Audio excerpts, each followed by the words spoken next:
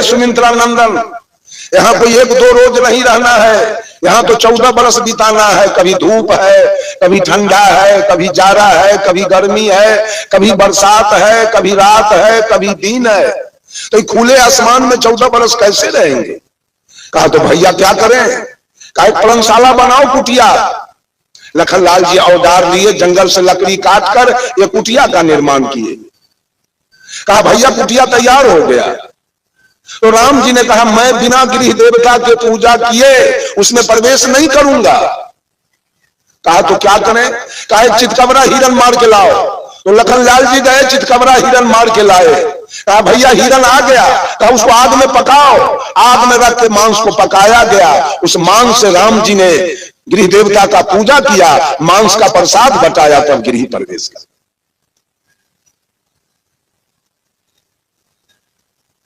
उतना ही नहीं, जब राम जी चले गए चित्रकूट तो लखनलाल जी को राजगद्दी मिला। लखनलाल जी ने राज नहीं किया, राम जी के खोज में निकल गए। 100 भरत जी 101,000 हाथी घोड़ा ऊंट गधा खच्चर लेकर भरत जी उस पर सेना बैठाकर राम जी के खोज में चले। फिर वो निषाद देख रहा था कि भरत जी को तो राजगद्दी हुआ, ये इधर कहां जा रहा है? शायद मेरे मित्र राम को मारने जा रहा है कि हम राज करेंगे, या कहीं राम आ गए तो राज हमारा छिना जाएगा। इससे अच्छा है कि एक छहुरी मारिए देंगे तो अखंड राज करेंगे। निषाद राज ने कहा भरत जी इधर कहां जा रहे हो? आपको तो राजगद्दी मिला, राज करना चाहिए। कहा निषाद राज ये गलती मेरी मां की कई ने किया कि भैया को वनवास करा दिया।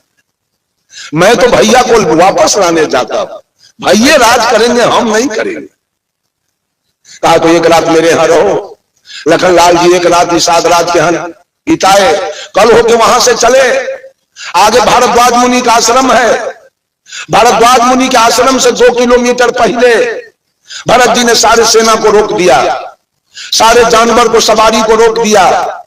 उससे पूछा हम लोगों को क्यों रोक रहे हो? अरे नीति कहता है आश्रम पर जाओगे, बाबा का बगीचा है, यहाँ की घोड़ा तुम लोग सब बगीचा तोड़ दोगे, फल तोड़ दोगे, ऋषि श्राप दे देगा, इसलिए तुम लोग यहाँ रहो, मैं आगे जाता हूं।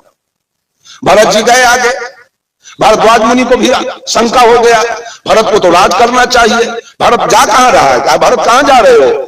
कहा ऋषिवर ये गलती मेरी मां ने की है कि कही भैया को वनवास कराया, मैं तो भैया को वापस लाने जा रहा हूं, भैया राज करेगा, मैं नहीं करूंगा। कहा तो एक रात मेरे यहां रहो। कहा कि ठीक है मैं रहूंगा, लेकिन जाता हूं मैं सेना को और सवारी को